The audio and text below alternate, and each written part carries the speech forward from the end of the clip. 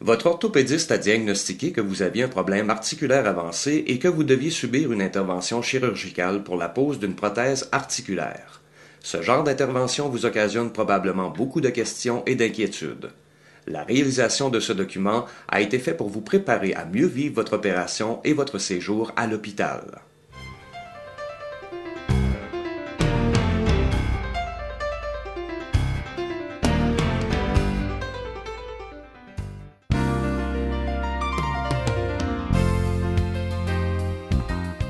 Ce qui est de l'anatomie de la hanche, tout d'abord, on doit se référer au bassin, qui est l'os qui fait la ceinture ici. On peut facilement nous palper le devant ici. Et quand le bassin, une personne normale, est orienté à peu près comme ça. Alors, de sorte qu'ensuite, il y a l'os ici qui fait partie de la cuisse. Au bout de cet os, il y a une boule. Et cette boule s'articule dans un réceptacle. Alors, c'est vraiment comme ça que ça fonctionne. Alors, pour faire la flexion, l'extension, la rotation d'un côté ou de l'autre. Ça, c'est l'anatomie normale de la hanche.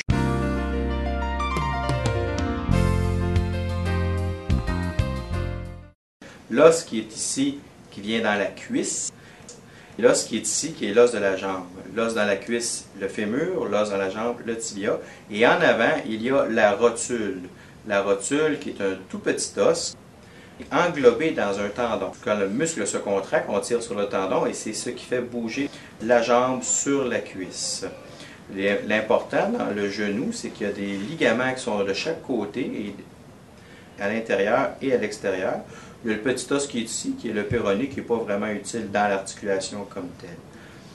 Alors voilà pour ce qui est de l'anatomie du genou. La prothèse est constituée d'une tige qui va dans l'os du fémur. Sur cette tige va aller une petite boule. Cette petite boule va s'articuler avec un petit chapeau de plastique, comme ceci. Alors, ça va s'articuler comme ça. Ça, c'est vraiment la prothèse de hanche. Bien souvent, on va avoir un petit chapeau en métal par-dessus, parce que le petit chapeau en métal, lui, va être englobé par l'os, et non pas seulement du plastique. À une certaine époque, il y avait juste du plastique. Maintenant, on met un petit chapeau en métal, on met un petit chapeau en plastique, et les deux s'articulent ensemble. Il y a plusieurs possibilités quant à la surface qui va constituer l'articulation. Comme on vient de voir, il peut y avoir une tête en métal avec un petit chapeau en plastique qui s'articulera comme ça. Il peut y avoir une tête en céramique et avec une cupule qui est en céramique aussi qui s'articulera comme ça. Il peut même y avoir une tête qui est en métal avec une surface en métal qui s'articulera comme ça.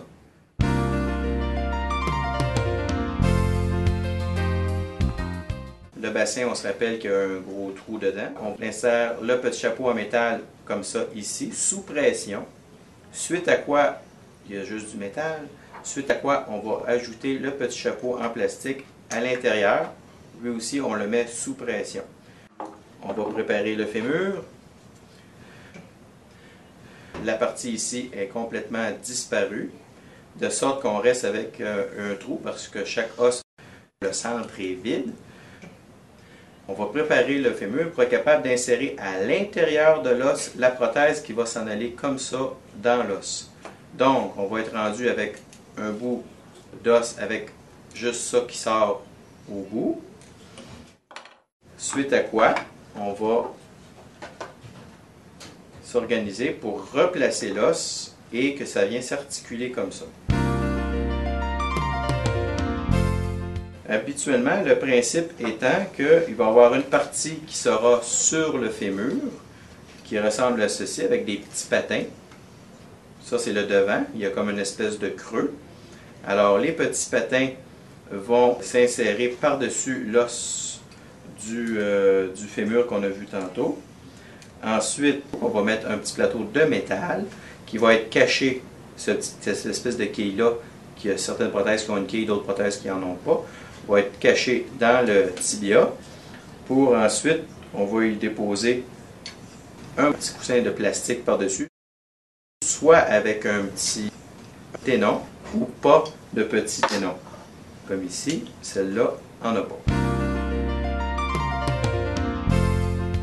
Cette composante-là va ici, sur l'os du fémur, et l'autre composante s'en vient ici. Pour ce qui est de la rotule n'est pas remplacée comme telle. On va mettre un petit chapeau par-dessus la rotule. Alors, le petit chapeau, lui, va s'articuler dans l'échancrure de la prothèse normale, comme ça. Donc, quand on va tirer sur le tendon, la rotule elle va tout simplement glisser dans la composante qui est sur le fémur. Il y a des complications possibles après ce genre de chirurgie, que ce soit une chirurgie de la hanche ou du genou. Les complications les plus inquiétantes sont tout d'abord l'infection. On a moins de 1% de risque d'infection, mais il y a quand même un risque. On va vous donner des antibiotiques intraveineux avant l'intervention et après l'intervention pour une période de 24 heures pour tenter de minimiser au maximum le risque d'infection. La deuxième complication qui nous inquiète le plus, ce sont les thrombophlébite, c'est-à-dire un caillot qui peut se former à l'intérieur des veines. C'est des complications qui arrivent après n'importe quelle chirurgie importante au niveau des membres inférieurs, de sorte que là aussi, on va vous donner des médicaments pour tenter d'éclaircir votre sang et diminuer le plus possible les risques de thrombophlébite, mais il n'y a jamais de garantie, ça peut toujours arriver pareil. La troisième chose possible qu'on aime bien avertir les patients, c'est que si jamais vous perdiez beaucoup de sang et qu'il y avait des symptômes au niveau de votre cœur ou de la pression, à ce moment-là, il est possible qu'on vous donne des transfusions sanguines. C'est rare, mais ça peut arriver.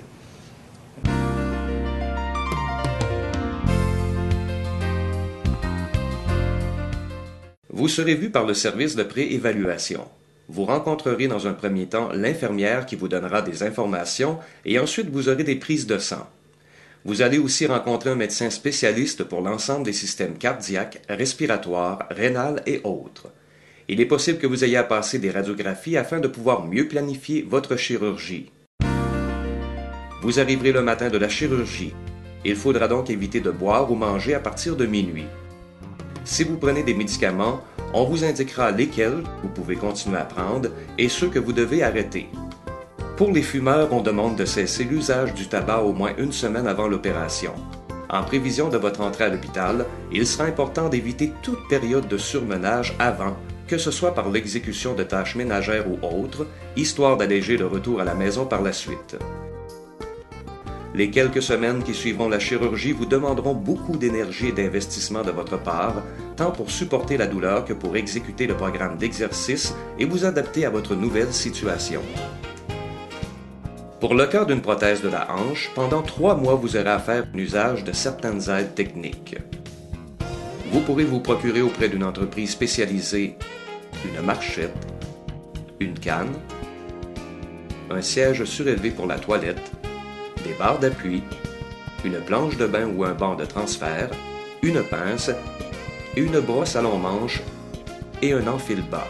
Avant d'entrer à l'hôpital, il faudra penser à porter une bonne paire de pantoufles ou souliers appropriés, c'est-à-dire avec une semelle antidérapante et un talon entièrement recouvert.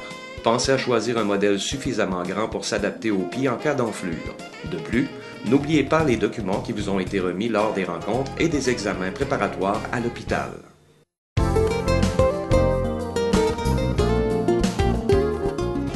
Habituellement, vous arrivez le matin de l'opération. Vous serez préparé à l'étage pour être ensuite conduit à la salle d'opération. Il est possible que l'anesthésiste vous prescrive une médication pour vous détendre à la chambre, mais cela n'est pas toujours le cas. À votre arrivée à la salle d'opération, vous aurez un petit moment d'attente au poste pendant que l'on prépare la salle. Habituellement, l'anesthésiste profite de ce moment pour vous rencontrer et vous informer du type d'anesthésie. En effet, bien que la plupart des chirurgies se font alors que vous êtes endormi, certaines peuvent se faire sous anesthésie régionale. Vous êtes ensuite amené en salle d'opération. Après l'opération, on vous transportera à la salle de réveil. Par la suite, vous revenez à votre chambre.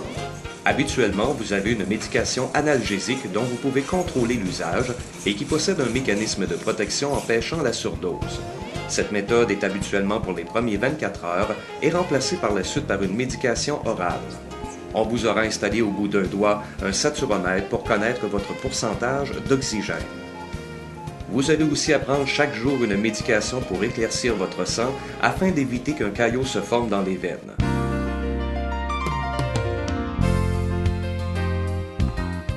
Après la chirurgie, l'orthopédiste vous rencontrera pour vérifier votre état, vous rassurer sur la chirurgie que vous avez subie et vous expliquer les prochaines étapes.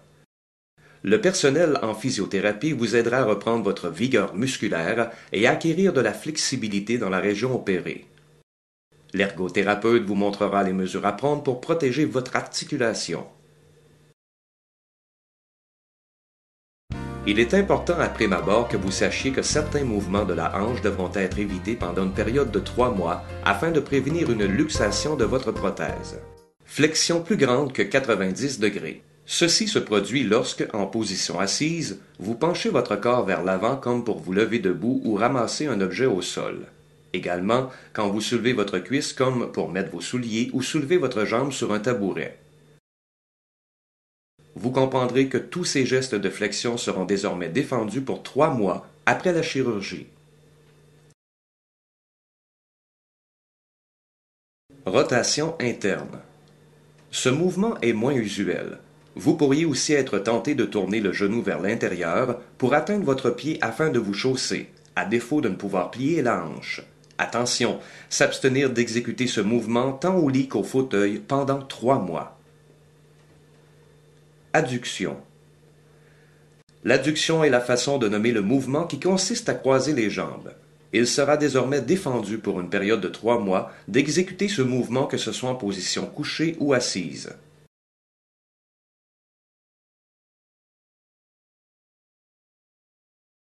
Il faut aussi réaliser que le fait de se coucher sur le côté sain provoque une adduction de la hanche opérée.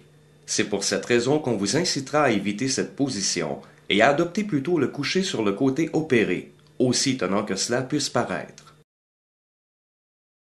En général, après l'opération, un coussin d'abduction sera installé afin de maintenir vos jambes écartées et d'éviter ainsi une luxation de votre nouvelle prothèse de la hanche. Retenons ici que le fait d'avoir les jambes écartées favorise la stabilité des composantes de la prothèse. En ce qui concerne la prothèse totale du genou, il y a peu de restrictions en post-opératoire, sauf l'interdiction de prendre la position à genoux, à moins d'avis contraire de votre orthopédiste. Néanmoins, la douleur étant plus significative au niveau de cette articulation, vous aurez tendance à adopter une position antidouleur qui n'est pas recommandable. En fait, il est très important de préserver l'extension du genou qui s'avère le mouvement le plus fonctionnel de la jambe pour la préservation d'un bon patron de marche éventuel. Afin de respecter ces restrictions, le personnel soignant s'assurera du positionnement adéquat au lit, au fauteuil et à la toilette. Au lit, on vous recommande de privilégier la position couchée sur le dos. Dans le cas d'une prothèse de la hanche, un oreiller entre les jambes vous assurera d'éviter de les croiser. Vous pouvez aussi vous coucher sur le côté opéré et exceptionnellement pour la prothèse du genou sur le côté sain. Pour votre confort, un oreiller peut être placé entre les jambes. Au-dessus du lit à l'hôpital seront suspendus un balkan, un trapèze et en plus pour la prothèse du genou, un hamac. Le trapèze a pour but de vous déplacer dans votre lit, mais les premiers jours seulement. Dans le cas de la prothèse du genou, le hamac vous assistera dans vos exercices d'automobilisation. Au fauteuil. Il est à noter que les fauteuils inclinables, les chaises berçantes ainsi que les fauteuils bas et profonds sont à éviter. Au besoin, l'ajout d'un coussin sera nécessaire pour que la hauteur du siège soit légèrement supérieure à la hauteur de votre genou. À la toilette. Dans le cas d'une prothèse totale de la hanche, un siège de toilette surélevé sera installé afin de respecter les mêmes restrictions que lors des séances au fauteuil. Pour la prothèse totale du genou, l'usage d'un siège surélevé facilitera les transferts aux toilettes. Il est conseillé d'apporter avec vous ce siège lors de vos déplacements à l'extérieur.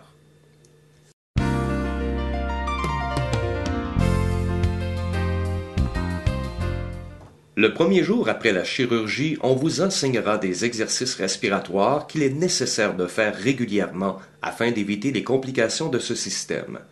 Des exercices pour stimuler votre circulation sanguine vous seront enseignés par votre physiothérapeute. C'est aussi lors de cette première journée après l'opération que vous effectuerez votre premier lever. Ayez confiance. Ça va bien? Êtes-vous prêt pour votre premier lever? Le personnel connaît très bien les restrictions et la technique pour éviter les luxations de votre hanche et les précautions pour éviter les douleurs à votre genou. Nous vous présentons maintenant la façon dont vous effectuerez votre premier lever. Sachez que votre physiothérapeute vous guidera geste par geste pour parvenir à exécuter la tâche. Après que le coussin d'abduction aura été retiré momentanément ou définitivement selon l'indication de votre orthopédiste, on enfilera les chaussures recommandées. En utilisant le trapèze avec les deux mains, vous pourrez vous glisser sur le bord du lit du côté de votre jambe saine. En procédant comme vous faites habituellement pour vous asseoir, vous pousserez sur le matelas avec le bras pour soulever le tronc. En déplaçant les mains, vous arriverez à pivoter de façon à vous asseoir sur le bord du lit. Un bref repos au bord du lit vous permettra de faire le point sur votre condition et d'assurer la suite de la manœuvre. Pour la prothèse totale du genou, n'ayez crainte. Votre physiothérapeute supportera votre jambe pour éviter une flexion qui risquerait d'être douloureuse à ce stade-ci. Pour parvenir à la position debout, vous prendrez appui au sol sur la bonne jambe tout en exécutant une poussée sur le matelas avec le bras du même côté. Ensuite, vous vous appuierez sur la marchette pour vous redresser complètement en position debout. Il s'agira par la suite de prendre appui sur la jambe opérée afin de constater la stabilité de votre hanche ou de votre genou. Le retour au lit se fait en inversant la technique. Vous serez toujours guidé par votre physiothérapeute. Si vous craignez les douleurs, sachez qu'en suivant les consignes et en vous laissant aider par les intervenants, il est fort probable que vous ayez peu de douleurs lors de ce premier lever. On placera le coussin d'abduction ou un oreiller entre vos jambes.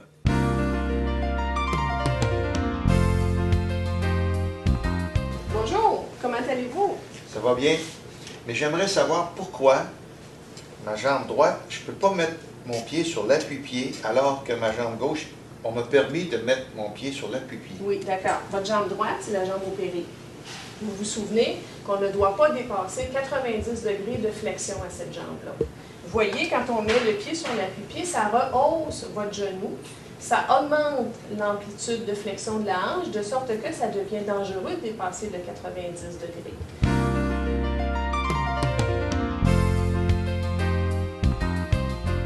On pourra désormais penser d'intégrer la marche. Votre physiothérapeute vous guidera dans la façon d'utiliser la marchette. Sachez qu'à moins d'avis contraire, il vous sera alors permis de mettre du poids sur la jambe opérée. Voici quelques indications qui vous faciliteront la tâche.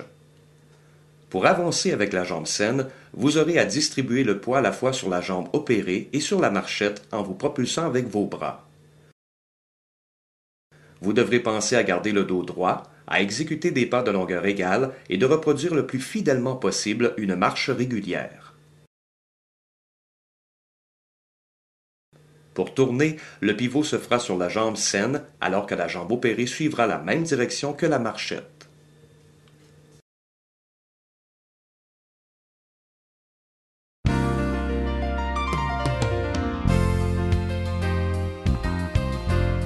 Pour la séance au fauteuil, les patients qui auront une prothèse à la hanche devront porter une attention particulière au moment de se lever et de s'asseoir, afin de respecter les restrictions post-opératoires déjà mentionnées.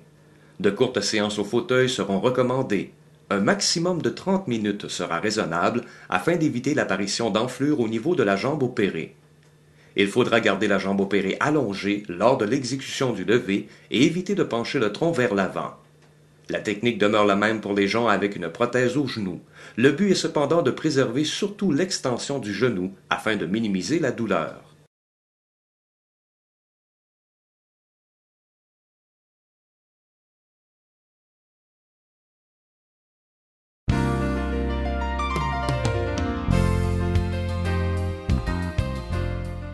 Après avoir fait vos premiers pas, vous serez alors rendu au moment de commencer le programme d'exercice sous la supervision de la physiothérapeute.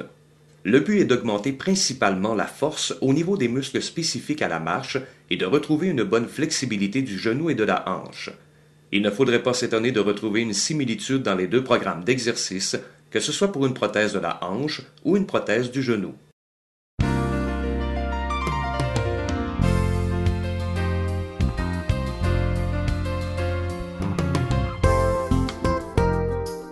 On commence cet exercice d'abord avec votre exercice circulatoire. On va tirer le pied vers vous, on va pointer à fond, on va pointer. Vous pouvez faire les deux jambes si vous voulez. Oh, évitez de plier le genou. Gardez toujours la jambe droite, tirez à fond, pointez à fond et gardez ce rythme-là.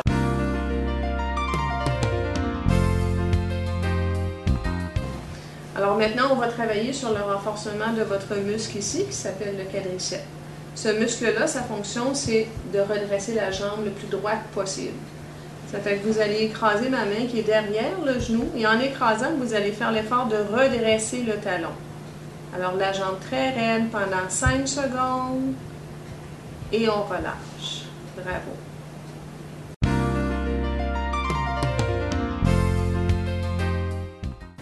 Maintenant, je vais vous montrer comment renforcer les fessiers, qui est un muscle très important dans la marche. Alors, vous allez prendre appui des talons dans le matelas et vous allez serrer les fesses en soulevant votre bassin légèrement. 1, 2, 3, 4, 5 et on relâche. Bravo. On y va encore. 1, 2, 3, 4, 5 et on relâche. On fait attention de ne pas soulever trop haut.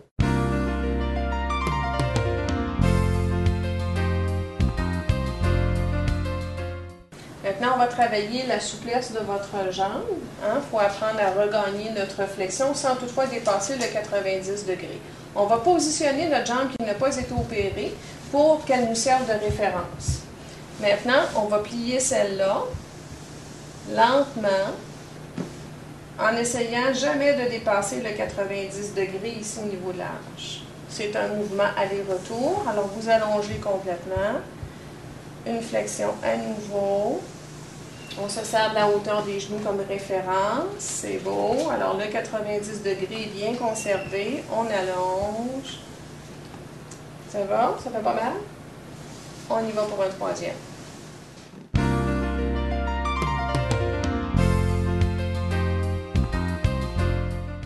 Tiens fort, fort, fort. Laisse aller. Laisse aller, laisse aller, laisse aller les bras. Fais ça. On y va encore. On tire. On fait plier le genou. C'est beau ça. Et laisse aller.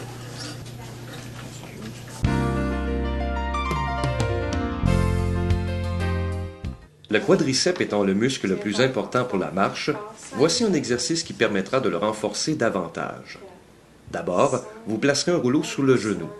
Ensuite, vous redresserez complètement la jambe en extension tout en exerçant une pression ferme sur le rouleau. On tire le pied vers vous, on redresse la jambe, tient fort le plus droit possible, on travaille fort, fort, fort, 5 secondes, on descend et on relâche. Ça va? Oui. On y va pour un autre. J'en fais un autre pour qu'on l'apprenne bien. Tiens fort, fort, fort. Tiens fort, fort, fort. 5 secondes. On descend et on relâche. Bravo. Un autre mouvement pour assouplir votre hanche, parce que votre hanche, elle a son mouvement de flexion, mais elle a aussi le mouvement d'écarté qui s'appelle le mouvement d'abduction. Alors, il s'agit de glisser la jambe en l'écartant le plus possible. On prend soin de ne pas la tourner trop vers l'extérieur pour faire travailler le muscle. Et on ramène. J'ai placé le coussin entre les jambes pour vous rappeler qu'on ne doit pas aller dans l'espace opposé.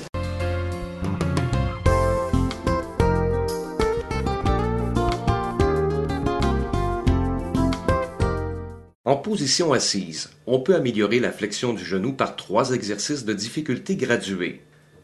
Premier exercice, flexion auto-assistée.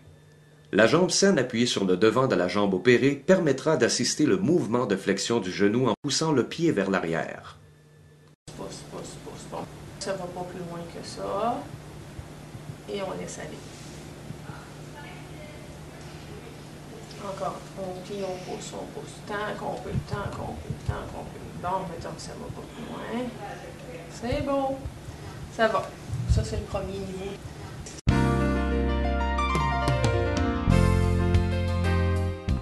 Le même mouvement peut s'exécuter librement en glissant le pied vers l'arrière sans l'aide de la jambe saine. Ceci permettra d'amorcer un recrutement actif des fléchisseurs du genou.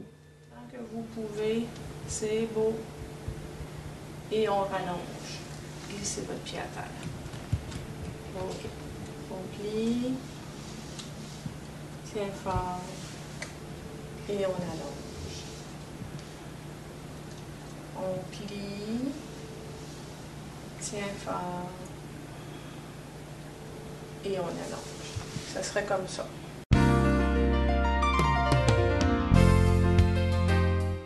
Le renforcement des fléchisseurs du genou sera optimisé par l'utilisation d'une bande élastique offrant une résistance lors du glissement du pied vers l'arrière. Le but de ces exercices est de maximiser le retour en flexion du genou et le renforcement de la musculature responsable. Tiens par en arrière le plus loin possible. Tiens fort. 3, 4, 5 secondes et laisse aller.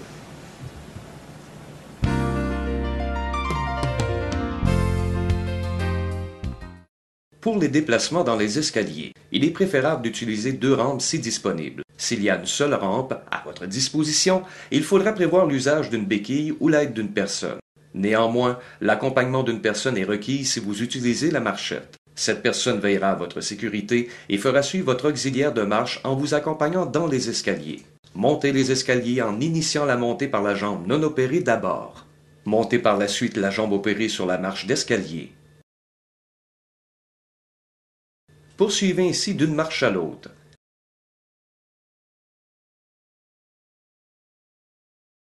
La descente se fera en débutant avec la jambe opérée. Ainsi, la descente sera contrôlée par la jambe saine. Par la suite, descendre la jambe non opérée. Répétez ces 2 séquences à chaque marche.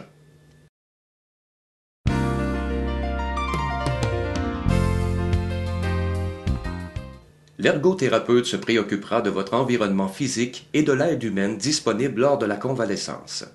Afin de permettre un retour sécuritaire à domicile, elle déterminera avec vous les aides techniques requises. Si le retour à domicile est compromis, des solutions vous seront proposées par l'équipe soignante.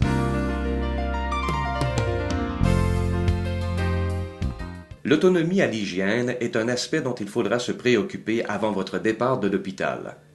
Pour y parvenir, on vous invitera à vous installer au lavabo dès le 4e jour après l'opération ou avant si possible. Vous aurez à utiliser une brosse à long manche pour laver les membres inférieurs.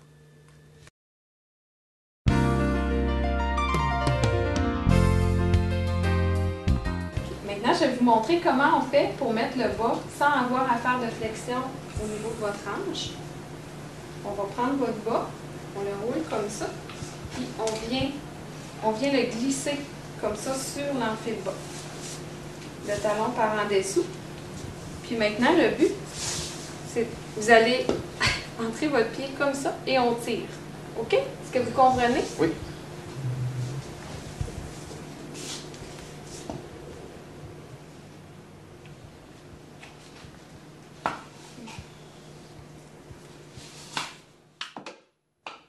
Parfait.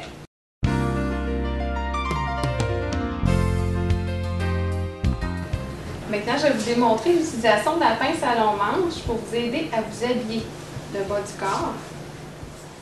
Alors, le principe, c'est qu'on va tenir le pantalon avec la pince. Comme ça, pour ne pas avoir à se pencher. Je vous laisse essayer.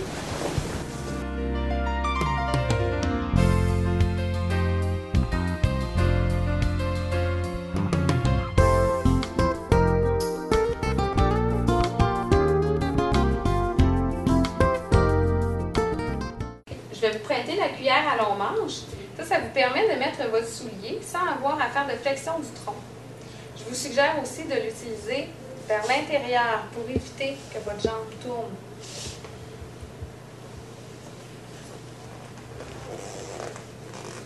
OK, c'est parfait.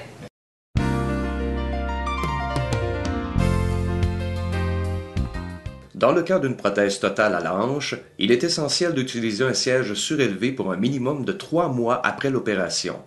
Avant de vous asseoir, pensez à placer le papier de toilette à portée de la main. Il est recommandé de se lever debout pour éviter la rotation en s'essuyant. Pour actionner la chasse d'eau, vous devez vous tourner pour faire face à la toilette.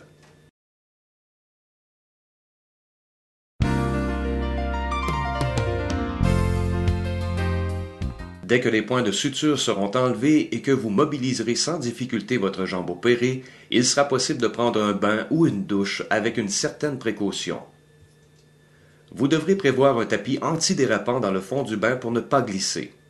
L'utilisation d'une douche téléphone vous facilitera la tâche. Une planche de bain ou un banc de transfert vous évitera de vous asseoir au fond du bain pour une période de 3 mois à 1 an, ce qui compromettrait la stabilité de votre prothèse de la hanche.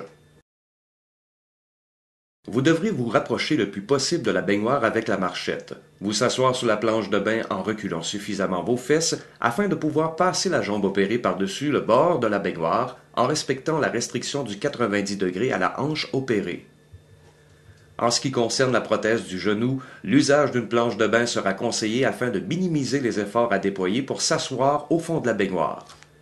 Vous installer dans le bain à partir d'une position à genoux est à éviter. Dans la douche-cabine, pour minimiser la dépense d'énergie durant l'activité, vous devrez envisager l'utilisation d'un banc de douche. L'usage de tapis antidérapants à l'extérieur du bain ou de la douche vous procurera plus de sécurité.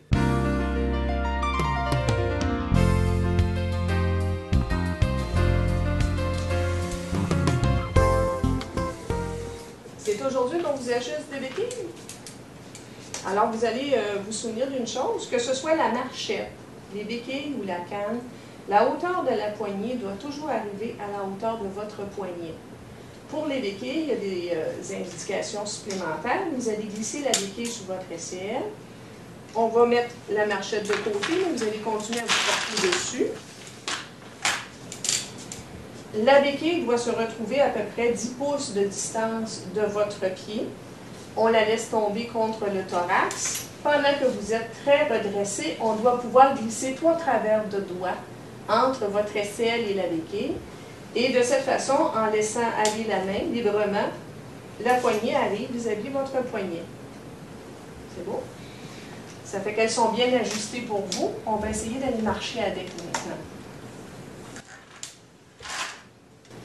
Alors, vous avancez votre béquille en même temps que la jambe opérée pour pouvoir distribuer le poids sur les 3 appuis en avançant votre bonne jambe. Vous allez pouvoir avancer votre bonne jambe au-delà de l'autre pied. Plus en avant. Le pied gauche en avant du pied droit. Voilà. Souvenez-vous de ne pas vous coucher sur les béquilles, de bien redresser les coudes contre vous pour retrouver l'équilibre.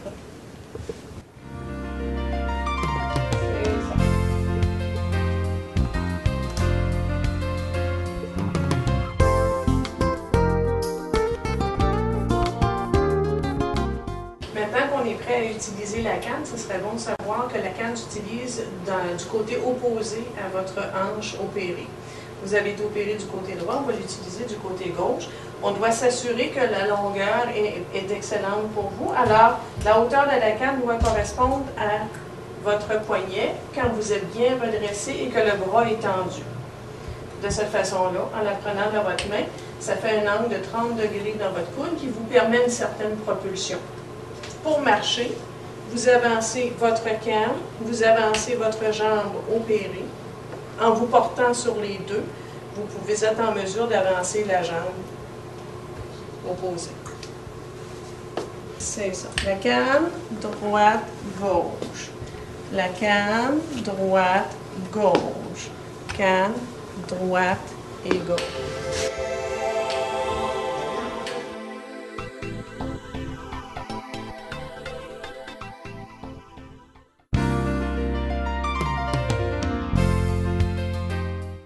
Il est préférable d'utiliser au moins une rampe si disponible, qu'elle soit à votre droite ou à votre gauche. En montant, appuyez une main à la rampe puis montez les escaliers en initiant la montée par la jambe non opérée d'abord. Montez par la suite la canne et la jambe opérée sur la même marche d'escalier. Poursuivez ainsi d'une marche à l'autre. En descendant, appuyez une main à la rampe et descendez d'abord la canne et la jambe opérée. Par la suite, descendez la jambe saine. Répétez ces deux séquences à chaque marche. Dans les escaliers, la canne sera utilisée dans la main droite ou gauche, indépendamment du côté opéré, mais plutôt selon l'emplacement de la rampe à votre disposition. Le personnel en réadaptation s'assurera que vous avez bien compris et retenu les consignes qui vous auront été enseignées, en validant entre autres vos connaissances par rapport aux restrictions reliées à votre chirurgie. Parfois, l'enseignement auprès d'un membre de la famille est indispensable pour assurer le suivi et pallier aux difficultés rencontrées. Avant votre départ de l'hôpital, on vous transmettra certaines recommandations. Évitez de surmener votre hanche ou votre genou. Évitez les mouvements de torsion. Évitez les sauts et exercices trop contraignants. Utilisez la marchette jusqu'à un avis contraire de votre physiothérapeute. Poursuivre quotidiennement le programme d'exercice à la maison pendant la période de réadaptation et même par la suite quelques fois par semaine. Surveillez votre poids afin de ne pas exercer trop de pression sur l'articulation opérée. Se rappeler que le succès de votre réadaptation dépend de vous.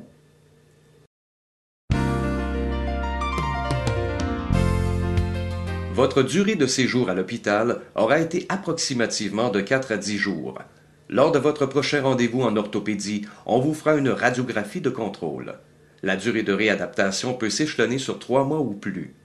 Elle sera influencée par votre état de santé général, votre niveau de mobilité avant la chirurgie, le type d'intervention que vous avez subi, les efforts que vous fournirez.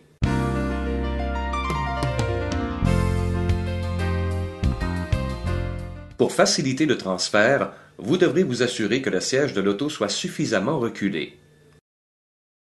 Au besoin, pour plus d'aisance, vous avez à incliner le dossier et pour faciliter le glissement sur le siège, vous pourrez vous servir d'un sac de plastique. Vous vous approcherez du siège avec la marchette jusqu'à ce que le derrière de vos genoux touche le siège. Ce sera le temps de vous asseoir puis ensuite de pivoter une jambe à la fois en prenant soin d'éviter une flexion exagérée de la hanche opérée.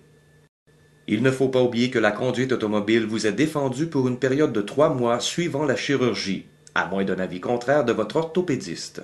Retenez que la poursuite quotidienne des exercices ne vous apportera que des avantages sur votre récupération, sur la vigueur musculaire et sur la flexibilité de la région opérée, ainsi que sur toute votre santé. Lors de votre retour à domicile, une thérapeute du CLSC assurera de façon hebdomadaire l'évolution de votre programme d'exercice.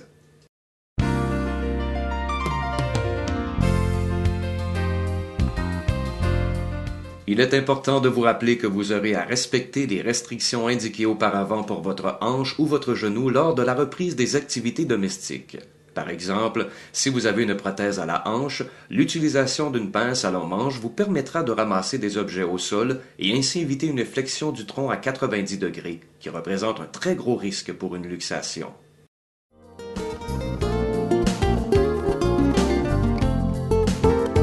Il y a des gens qui ont toléré une prothèse pendant seulement 3 ou 4 ans, tandis que d'autres ont fait jusqu'à plus de 20 ans. Il n'y a rien de garanti. Le chiffre 15 relève de statistiques et c'est une moyenne.